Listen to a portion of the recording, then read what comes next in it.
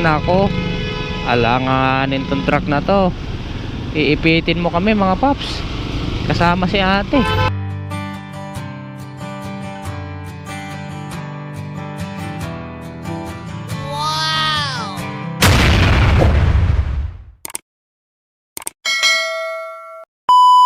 Good morning sa inyo mga paps. What's up na naman sa inyo? Ako nga to ulit, si Paps Yun TV. Muling nagbabalik para ikwento ang mga bagay-bagay at ang mga walang kabuluhan at walang kakwenta-kwentang bagay. Alam niyo naman tayo, good vibes lang. Lagi naman yan eh. Good vibes as always lang tayo palagi mga paps. Masarap kasing tumawa ng tumawa. Tipong iniisip mo wala kang problema dahil nakakagaan ng pakiramdam ang tumawa kahit na may dinadala kang problema.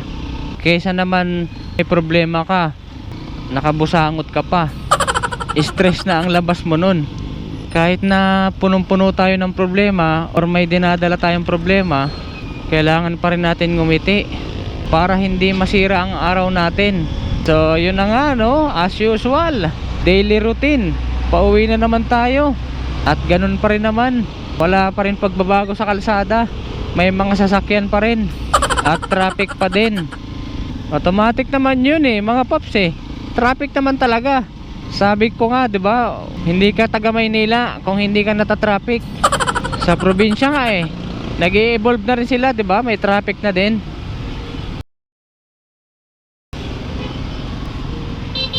Pero mas okay yung traffic sa kanila kasi hindi naman lagi.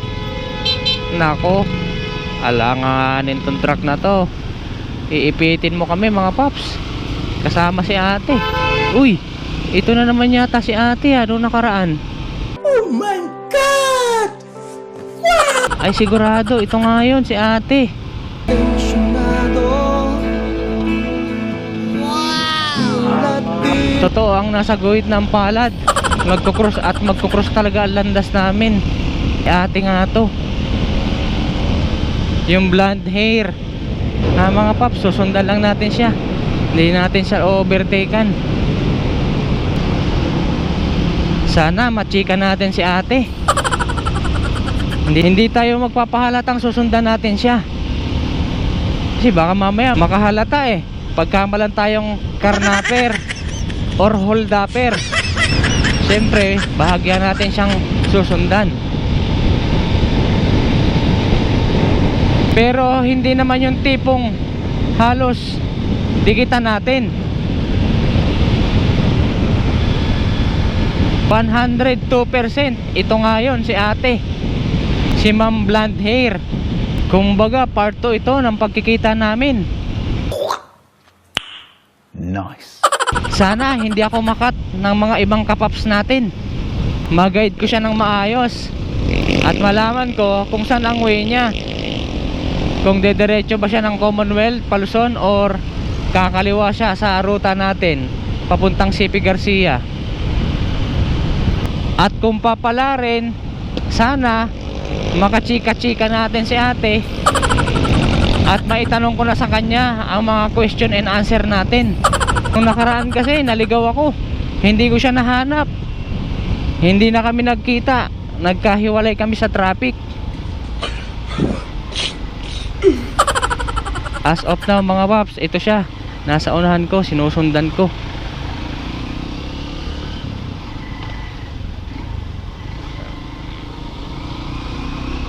Hindi ko na lang i-upload to, yung video na to, para hindi makita ni Mrs. Sigurado.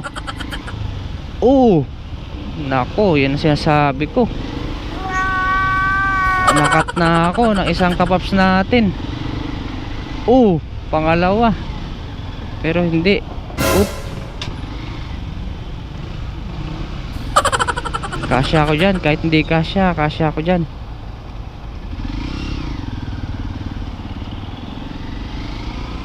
Salamat, nagbigay yung isang sasakyan. Thank you very much.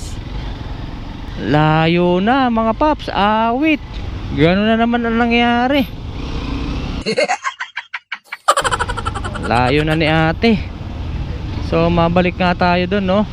Baka mga paps hindi ko na lang to i-upload yung video na to Dahil automatic, may tama ako nito kay Mrs. Mamimili lang naman ako kung walis tingting or walis tambo. Wait. PM sent na lang sa mga susunod na kabanata kung makakausap natin si ate. Bahala na kung i-upload ko man to o hindi. Uy, salamat Paps, kumanan ka. Yes! Ako dito lang ako kay ate, i-guide ko siya. Malamang sa malamang employee rin to si ate. Kasi araw-araw din oh, pangalawang beses natin siya nakasabay, daily routine. Kaya yun ang itatanong natin sa kanya.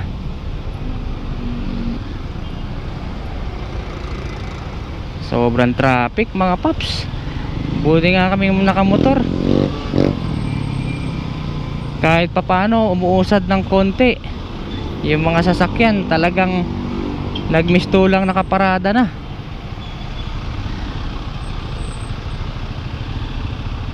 Kahit si kuya nakatingin kay ate, humahanga. Si kuya pahinante.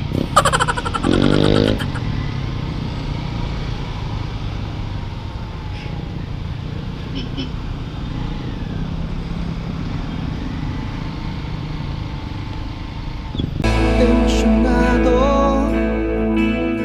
nagulat din ako.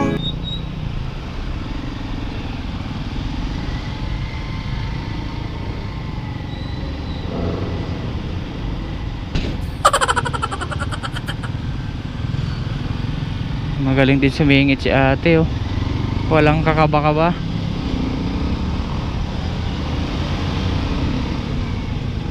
Hindi kami match. Ako kasi takot ako sumingit mga paps. Pero pagdating sa kainan, marunong tayo sumingit. Nako, nauna tayo. Dapat paunahin ko si ate.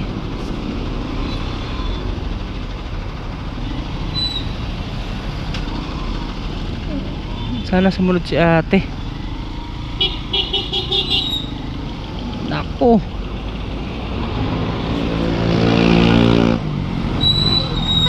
Oh God, please no! No!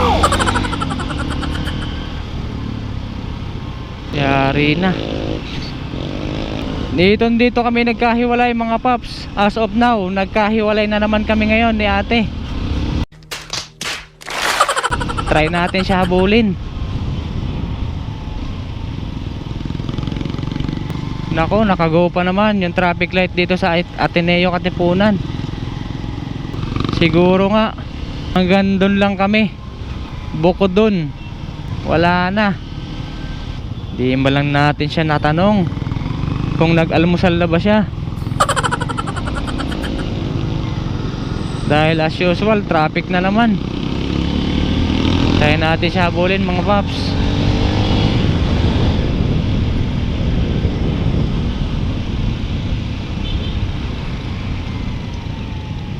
Nawala talaga.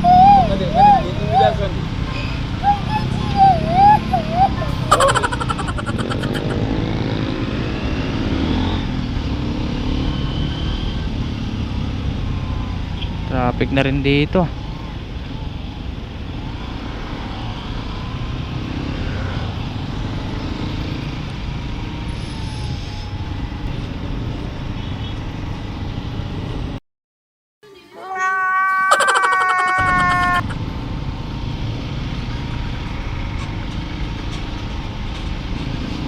Wala talaga kahit sa likod natin mga paps, wala si ate.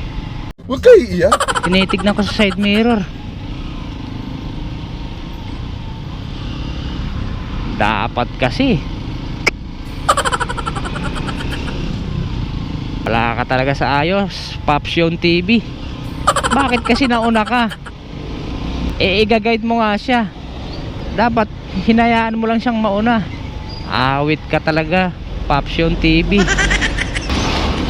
Wala na tuloy.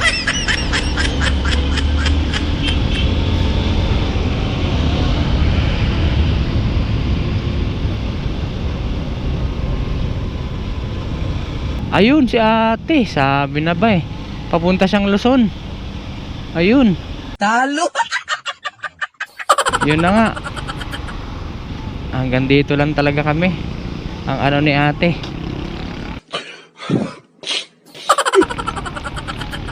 Ang journey namin, siguro nga mga paps, hanggang dito lang talaga. Kailangan natin tanggapin yon. At siguro maiintindihan din naman ni Mrs. Kaya i-upload ko na lang to. Siguro naman walis tingting lang ang dadapo sa katawan natin, hindi walis tambo. Okay na rin yun, hindi na rin masama. So yun na nga, dumiretso dun si ate, going to palabas ng Commonwealth. Nakita ko siya. At least nalaman natin kung saan talaga ang way niya. Ang masasabi ko na lang, ride safe na lang kay ate. Okay, go na kami. Uy, Magaling kang kupal ka.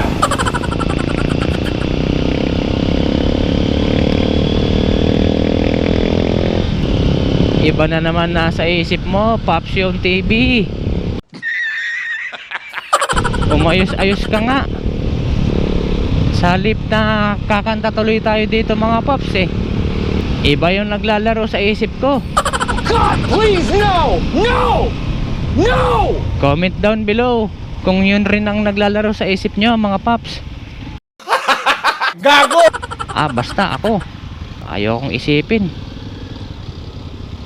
Unahan ko na lang. Okay. Hindi naman tayo ganun.